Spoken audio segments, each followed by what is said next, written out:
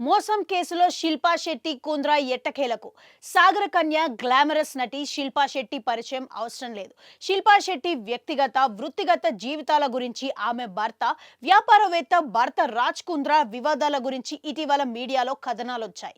ఇటీవల రాజ్ కుంద్రా శిల్పా శెట్టి దంపతులు బులియన్ వ్యాపారి పృథ్వీరాజ్ సరేమిల్ కొఠారిని మోసం చేసినట్లు ఆరోపణలు వచ్చాయి.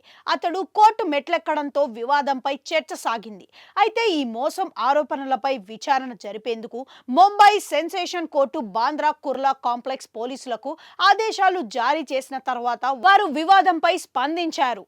మోసం కేసు నమోదైంది. అయితే చెల్లించాల్సిన మొత్తం చెల్లించడం ద్వారా వారు వివాదానికి ముగింపు పలికారని శిల్పా శెట్టి కుంద్రా తరపు న్యాయవాది నిర్ధారించారు. రాజ్ కుంద్రా శిల్పా శెట్టి కుంద్రాల లాయర్ తాజాగా ఒక ప్రకటన విడుదల చేశారు. ఆ ప్రకటన సారాంశం ఇలా ఉంది.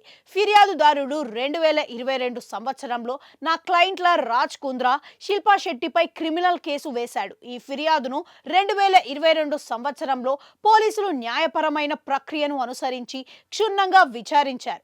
పోలీసుల దర్యాప్తు తర్వాత ఫిర్యాదుదారుడికి మొత్తం 90 లక్షలు చట్టబద్ధమైన చెల్లించారు. నా క్లయింట్లు నమ్మకంగా ఈ పత్రాలను పోలీసు శాఖకు సమర్పించారు. విషయం తెలుసుకున్న పోలీసులు ఖాతాదారులకు న్యాయం చేశారు. ఈ విచారణ తర్వాత ఫిర్యాదుదారుడు గౌరవనీయమైన కోర్టు ముందు సెక్షన్ 156(3) సిఆర్పిసి కింద ప్రైవేటు ఫిర్యాదును దాఖలు చేయడానికి ఎంచుకున్నారు. దాదాపుగా 2 సంవత్సరాల తర్వాత గౌరవనీయమైన కోర్టు ఈ కేసును మళ్లీ దర్యాప్తు చేయాలని పోలీసులను ఆదేశించింది. దర్యాప్తు స్వతంత్ర న్యాయబద్ధమైన మాకు పూర్తి విశ్వాసం ఉంది.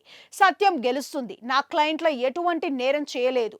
ఇది నా క్లయింట్ల వద్ద ఉన్న పత్రాల ద్వారా స్పష్టంగా ఉంది. ఫిర్యాదుదారు నా క్లయింట్ల మధ్య ఉన్న ఇన్వాయిస్ పేర్కొన్న ఒప్పందంలో మధ్యవర్తిత్వ నిబంధన ఉందని స్పష్టంగా కనిపిస్తుంది. అసలుపై వడ్డీ మొత్తం గురించి ఫిర్యాదుదారుడుకు ఏదైనా ఫిర్యాదు ఉంటే ఆర్బిట్రేషన్ నిబంధనను ఖచ్చితంగా అమలు చేయవచ్చు.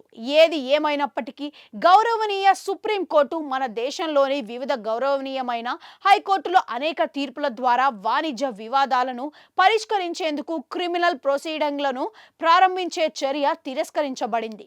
నా క్లయింట్లు ఈ పోరాటంలో చట్టబద్ధంగా పోరాడాలి. దర్యాప్తు సంస్థలకు సహకరిస్తారు.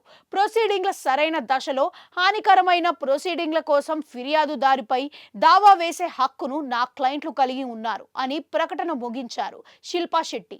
రాజ్ కుంద్రా కేసు వివరాల్లోకి వెళ్తే, గతంలో కొఠారి దాఖలు చేసిన ఫిర్యాదులో శెట్టి కుంద్రా తమ సంస్థ సత్యు గోల్డ్ ప్రైవేట్ లిమిటెడ్ ద్వారా 2014లో పెట్టుబడి ప్లాన్ ని ప్రారంభించారని ఆరోపించారు.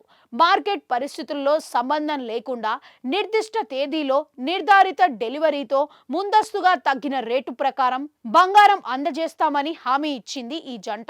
24 క్యారెట్ల బంగారానికి 5,000 గ్రామాలకు బదులుగా 2 ఏప్రిల్ 2019 నాటికి డెలివరీ చేయడానికి తాను 90 లక్షలు పెట్టుబడి పెట్టానని కూడా ఫిర్యాదుదారు నొక్కి చెప్పాడు. అయితే మెచ్యూరిటీ అయిన తర్వాత వాగ్దానం చేసినట్లు బంగారం లేదా దానికి సమానమైన విలువను పొందలేదని ఫిర్యాదుదారు పేర్కొన్నారు. బదులుగా తనకు కేవలం 90 లక్షల రూపాయలు ప్రిన్సిపల్ మొత్తాన్ని కవర్ చేసి పోస్ట్ డీటెయిల్డ్ చెక్కును అందించారని ఆయన ఆరోపించారు. ఈ కేసులో అసలు మొత్తాన్ని చెల్లించడం ద్వారా చాలా వరకు సమస్య పరిష్కారమైంది.